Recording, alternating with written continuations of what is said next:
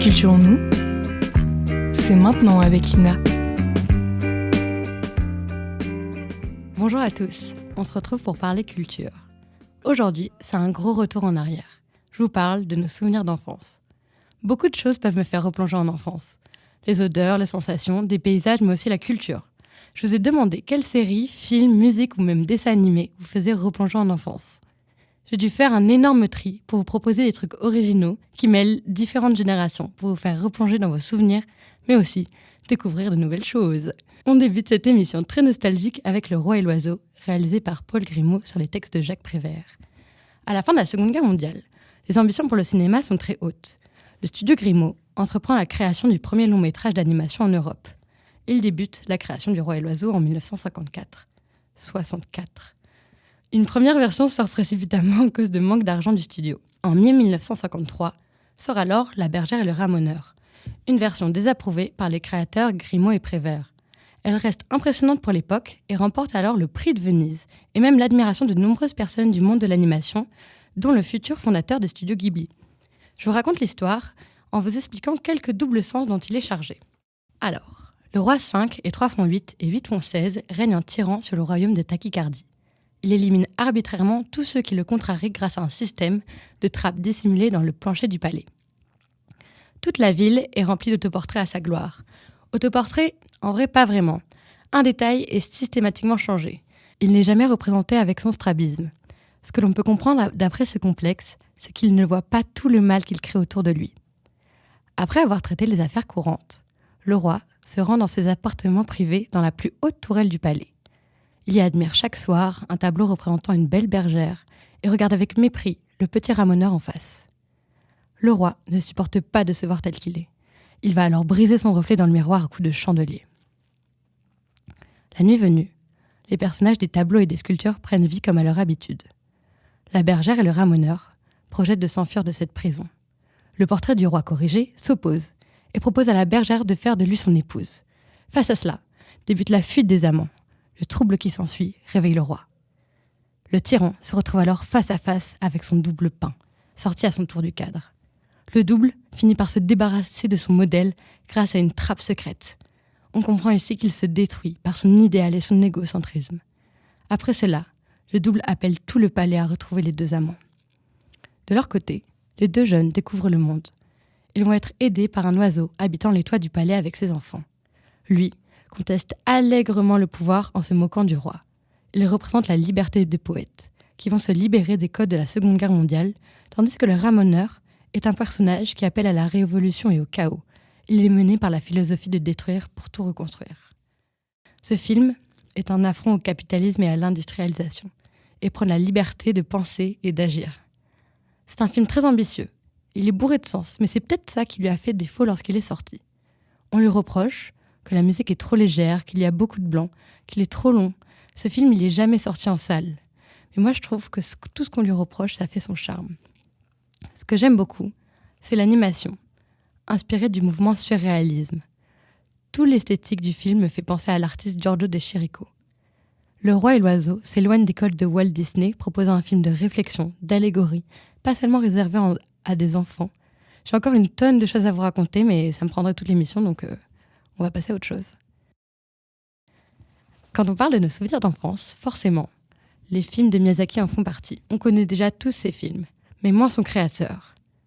Hayao Miyazaki est mondialement connu, mais qui est-il ? Né le 5 janvier 1941, à Tokyo, il est aujourd'hui considéré comme l'un des cinéastes les plus accomplis de l'histoire de l'animation. Toutes ces histoires sont inspirées de sa vision du monde, mais aussi il puise l'inspiration dans sa propre vie. Le père de Miyazaki était le directeur d'une entreprise de fabrication de gouvernails ou d'autres pièces d'avions de chasse. Miyazaki Airplane avait notamment servi le gouvernement japonais lors de la Seconde Guerre mondiale. L'aviation est donc devenue une passion et une source d'inspiration pour ses films. On peut le retrouver dans Porco Rosso, sorti en 1992, ou encore dans Le vent se lève, sorti en 2013. Le studio Ghibli doit d'ailleurs son nom à l'amour de Miyazaki pour l'aviation. En effet, l'avion militaire Caproni CA-309 Ghibli a été utilisé pour la Seconde Guerre mondiale. Le mot Ghibli signifie « vent chaud du désert ». Le rapport, les fondateurs ont voulu créer un studio qui soufflerait un vent nouveau dans l'industrie de l'animation. et je trouve que ça a plutôt bien fonctionné. Hayao Miyazaki est aujourd'hui âgé de 81 ans. Il annonce le long de sa carrière prendre sa retraite à plusieurs reprises. D'abord en 97, après la sortie de Princesse Mononoke, ou encore après Le vent se lève, mais en 2016, il annonce travailler sur un nouveau projet, Kimitachi Wado Ikiruka, qui serait censé sortir en 2023. La retraite de Miyazaki est devenue un véritable mythe. On espère tous qu'il n'arrête jamais, et c'est plutôt bien parti. Sa manière de travailler est aussi très étrange. Il a déclaré en 2002 « Je n'ai pas d'histoire terminée et prête lorsque l'on commence à travailler. Je n'ai généralement pas le temps. » Il travaille en créant des storyboards au lieu d'écrire des scénarios. La production commence rapidement, même si au début, il ne sait pas quel chemin va suivre son histoire. Dangereuse comme manière de travailler, je sais, mais visiblement, ça marche. Je termine sur Miyazaki avec l'anecdote qui m'a le plus marquée quand j'ai écrit cette émission. En 1997, après la sortie de Princesse Mononoke, ce réalisateur a décidé de faire connaître son chef-d'œuvre à l'international.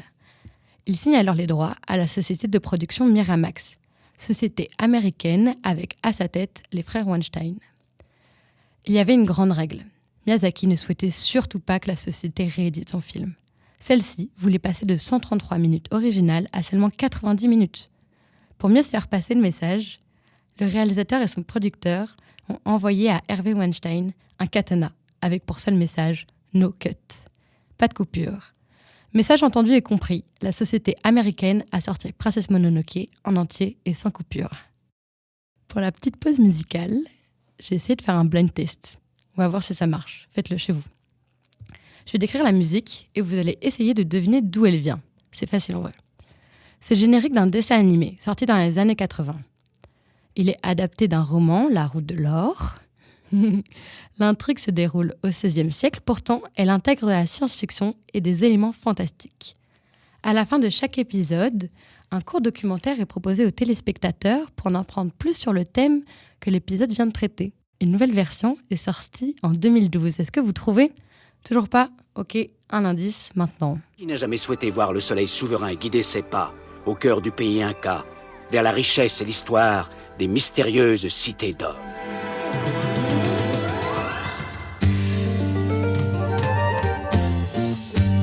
Enfant du soleil, tu parcours la terre, le ciel, cherche ton chemin. C'est ta vie, c'est ton destin. Et le jour, la nuit, avec tes deux meilleurs amis, à bord du Grand Condor, tu recherches les cités d'or.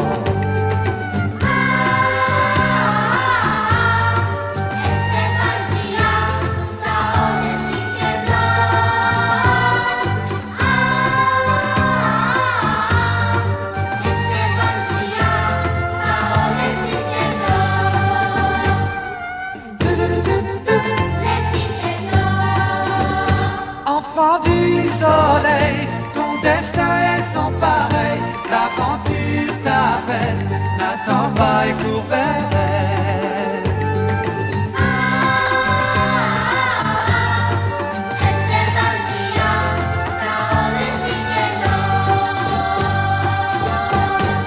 Les personnes de mon âge ne se rappellent peut-être pas ou n'ont jamais connu Astro Boy ou Astro le petit robot. J'étais folle de cet animé. Il surpassait tout. Nika Size ou Capitaine Flamme n'auraient pu rivaliser. J'ai grandi avec les dessins animés de mes parents et je les remercierai jamais assez pour ça. Il m'arrive encore aujourd'hui de les re-regarder avec nostalgie. Astro, c'est un enfant robot. Il est comme le nouveau Pinocchio. Élevé dans une famille normale, il fait la liaison entre les hommes et les robots.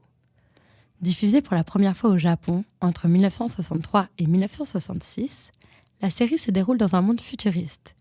Astro est un puissant robot créé en 2003 par le chef du ministère de la Science, Dr Tenma, pour remplacer son fils qui a été tué dans un accident de voiture.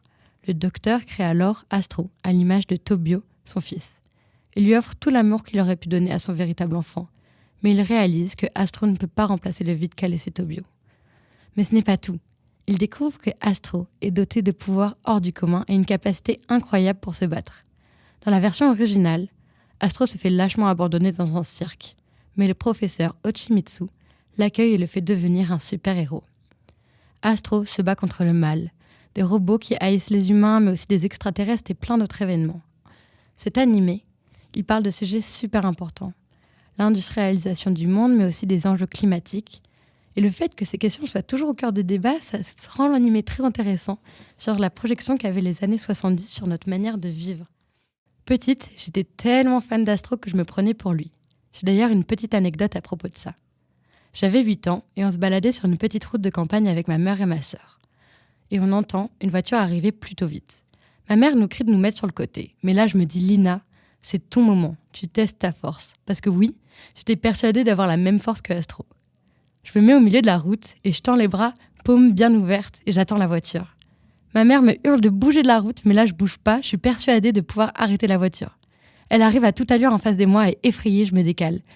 Et là, le conducteur ralentit à mon niveau et dit « Tu sais, au début, ça t'aurait piqué un peu, mais après, je t'assure, tu sens plus rien. » Je suis restée là, bouche bée, après ce qui venait de se passer pendant que ma mère continuait à m'engueuler. Comme quoi, le fanatisme peut tuer. Ensuite, pour continuer, j'ai une petite recommandation pour les parents, pour vos frères et sœurs ou même pour vous. Les livres de Chris Riddell. Je ne sais pas si vous connaissez Chris Riddell, c'est un illustrateur anglais, écrivain de littérature jeunesse qui est très connu en Angleterre, mais je crois qu'il n'est pas trop connu en France. Il a écrit des histoires avec des héroïnes super badass et qui ne ressemblent à aucun cliché qu'on peut retrouver dans les livres, films, bandes dessinées pour enfants. Apolline est la saga que j'ai découverte de Chris Riddell en premier. Apolline, c'est une enfant particulière. Son truc, c'est résoudre les énigmes et élucider des enquêtes. Elle est d'ailleurs très douée pour le déguisement. Toujours accompagnée de son meilleur ami Monroe, un étrange animal à poils longs, elle résout des énigmes de tout genre. Vol de chiens, histoire de fantômes et j'en passe. Ce n'est pas tout ce qui est étonnant. Apolline vit dans un appartement rempli d'objets étranges. C'est en fait les nombreuses collections de ses parents. À cause de leur boulot de collectionneur, ils ne sont pas souvent à la maison. Mais pas d'inquiétude. Apolline se divertit très bien toute seule. Elle a aussi des collections. Elle conserve les cartes postales que lui envoient ses parents à l'autre bout du monde, mais aussi elle collectionne les chaussures orphelines. Dès qu'elle a une nouvelle chaussure, une va sur son pied et l'autre dans sa collection. Le monde qu'a créé Chris Riddell est incroyable. Il a d'ailleurs écrit et illustré Apolline tout seul. Chaque dessin est rempli d'annotations un peu partout. Il y a plein de petits détails qui rendent l'histoire encore plus insolite. Les couleurs aussi jouent un rôle important dans les histoires. On voit bien que tout a été très bien réfléchi. Même encore aujourd'hui, je redécouvre les livres de Chris Riddell et il m'émerveille à chaque fois. J'adore les personnages qu'il crée, tous différents, mais quelque chose de spécial les rallie. Il existe 4 tomes de Apolline et je vous invite à tous les découvrir et achetez-en plein d'autres. La saga Lilligoth est tout aussi incroyable.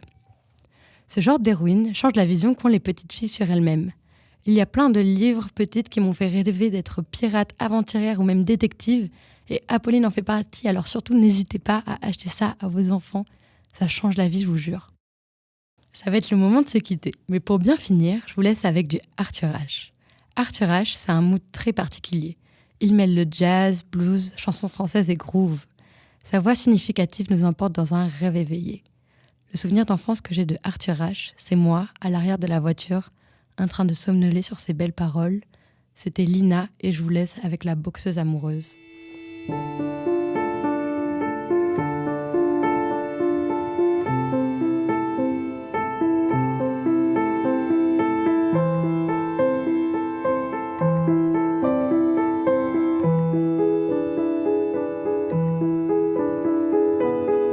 Regardez-la danser quand elle s'approche du ring. La boxeuse amoureuse, la boxeuse amoureuse. Sur ses gants dorés, des traces de sang, de larmes et de sueur. Et de sang, et de sang. Elle esquive les coups. La boxeuse amoureuse. Elle absorbe tout. La boxeuse amoureuse. Boum boum les uppercuts, un percute son visage. Mais jamais elle ne cesse de danser, de danser. Tomber, ce n'est rien, puisqu'elle se relève. Un sourire sur les lèvres, un sourire sur les lèvres. Elle esquive les coups, la boxeuse amoureuse.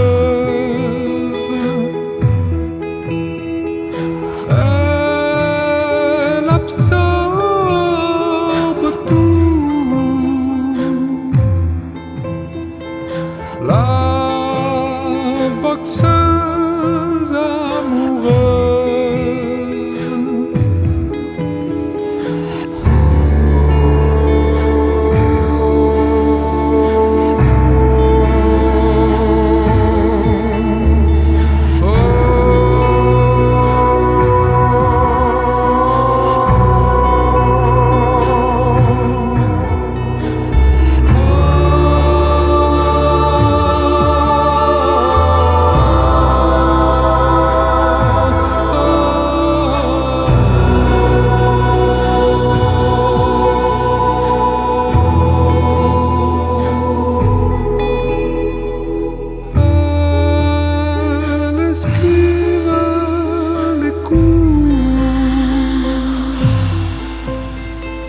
La boxeuse amoureuse,